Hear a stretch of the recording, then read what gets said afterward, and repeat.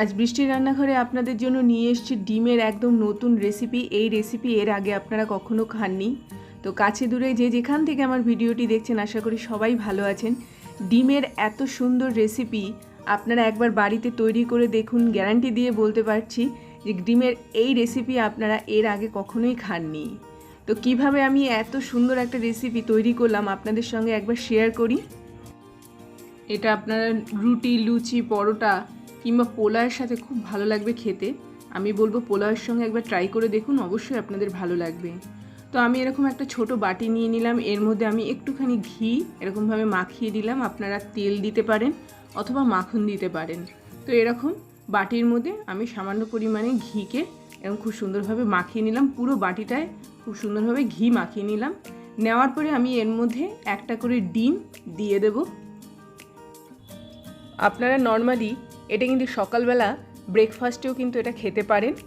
এটা একদমই তেলে ভাজা নয়। তো এইভাবে অমলেট বানিয়ে আপনারা হেলদি ব্রেকফাস্ট হিসাবেও খেতে পারেন।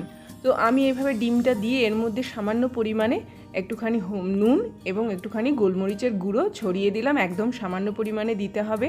তো 4টে বাটির মধ্যে আমি 4টে ডিমকে এরকমভাবে নিয়ে এইবারে একটা ফ্রাইং প্যানের মধ্যে আমি একটুখানি জল দিয়ে দিয়েছি। খুব বেশি পরিমাণে জল না, 2 কাপ মতো জল দিলেই যথেষ্ট। এবারে ডিমগুলোকে এইভাবে দিয়ে দেব। দিয়ে এটাকে কোনো রকম ঢাকনা বা কোনো কিছু দেওয়ার দরকার নেই। এটা নর্মালি 10 থেকে 12 মিনিট বাদে খুব সুন্দরভাবে কিন্তু কুক হয়ে যাবে। ঢাকনা দিলে পরে ওপরের যে কুসুমের কালারটা এটা কিন্তু এরকমভাবে ফুটে উঠবে না। এটা যেই ঢাকনা দেওয়ার ফলে ওপরে একটা সাদা রঙের লেয়ার পড়ে যাবে। তাই এটাকে ঢাকনা ছাড়াই কিন্তু আপনাদেরকে এইভাবে করে নিতে হবে। এটা ভেতর থেকে একদম খুব সুন্দরভাবে কিন্তু কুক হয়ে গেছে, অথচ বাইরে থেকে এটা খুব সুন্দরভাবে নরম থাকবে। তো এইভাবে আমি 4টে ডিমকে খুব সুন্দরভাবে একটা বাটির মধ্যে অমলেটের মতো করে নিলাম। এইবার এটাকে আমি এর থেকে ছাড়িয়ে নেব খুব সহজে, যেহেতু এটার মধ্যে ঘি মাখানো আছে।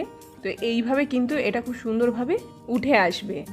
তো এইবারে আমি একটা কড়ার মধ্যে প্রায় 2 চা চামচ মতো ঘি দিয়ে দিলাম।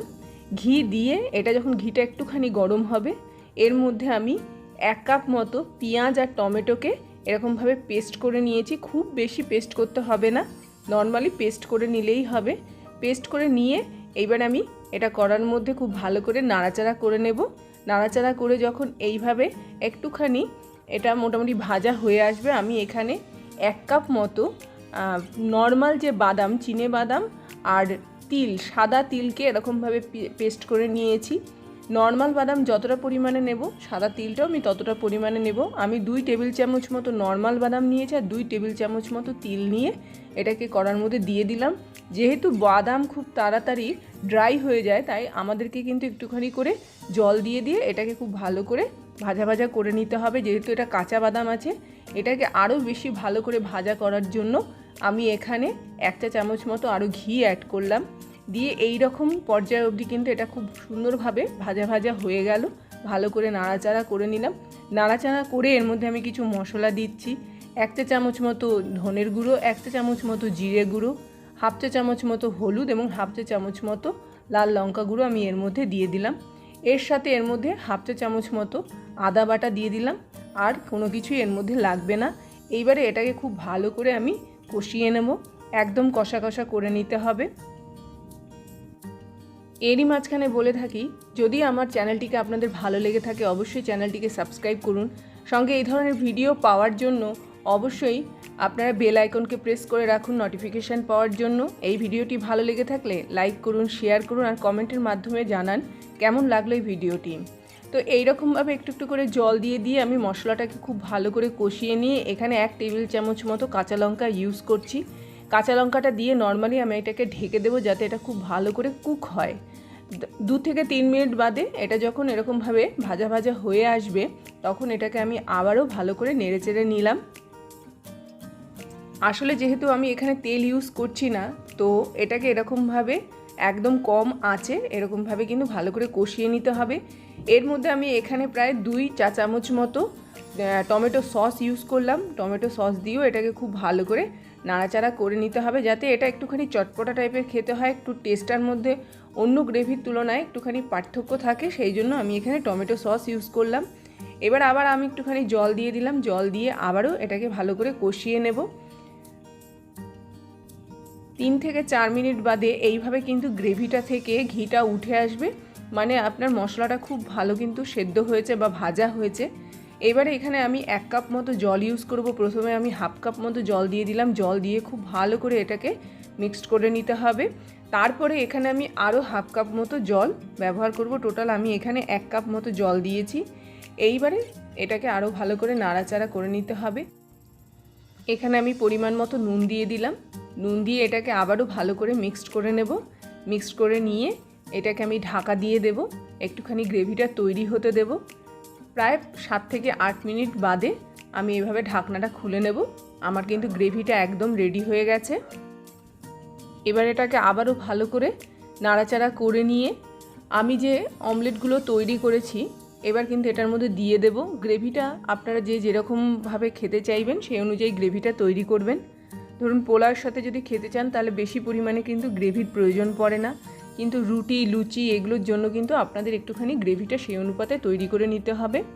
এবারে আমি এই অমলেটগুলো খুব সুন্দরভাবে এর মধ্যে দিয়ে দিচ্ছি। অমলেটগুলো দিয়ে কিন্তু আমি খুব বেশি নাড়াচাড়া করব না, যাতে এই গ্রেভির মধ্যে ও একটুখানি খুব ভালো করে সেদ্ধ হতে পারে।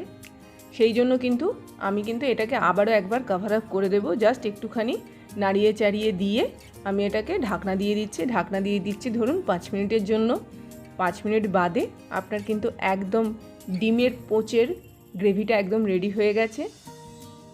আমি এখানে একদম সামান্য পরিমাণে হাফ চা চামচ মতো কাসুরি মেথি এবং হাফ চা চামচ মতো চিলি ফ্লেক্স এরকমভাবে ছড়িয়ে দিলাম। এবারে আমি গ্যাস অফ করে দেব। অফ করে দিয়ে এটাকে খুব সুন্দরভাবে পরিবেশন করব। এটা সবচেয়ে বেশি ভালো লাগবে যদি আপনারা পোলাওয়ের সাথে ট্রাই করেন। সাইড ডিশ হিসাবে কিন্তু এটা খুব সুন্দরভাবে খাওয়া যেতে পারে, অথবা আপনারা সকালবেলা পাউরুটি টোস্ট করে তার পাশেও কিন্তু এই ধরনের আইটেম তৈরি করে খেতে পারবেন। তো এইভাবে আমি একদম নতুন একটা রেসিপি আপনাদের সামনে প্রেজেন্ট করলাম। আশা করি আজকের রেসিপিটি আপনাদের ভালো লেগে থাকবে। যদি ভালো লেগে থাকে বাড়িতে অবশ্যই একবার ট্রাই করুন। একটু কাছ থেকে দেখাই, দেখুন যেরকম ডিমের কুসুমের কালার হয় গ্রেভির কালারটাও কিন্তু ঠিক একই কালারের তৈরি হয়েছে। অতএব এইভাবে যদি কোয়ান্টিটিতে আপনারা তৈরি করেন তাহলে ডিমের পোচের যে কালারটা হয়, কুসুমের যে কালারটা হয়, সেই একই কালারের কিন্তু গ্রেভিটা আপনারা তৈরি করতে পারবেন। এটা দেখতে যেমন অসম্ভব আকারে সুন্দর, খেতে কিন্তু তার থেকেও বেশি সুন্দর হয়েছে। অবশ্যই আমি এটা পোলাওয়ের সাথে ট্রাই করেছি, বা আপনারা ভাজা ভাতের সাথে ট্রাই করতে পারেন। আজকে তাহলে আসলাম কিন্তু।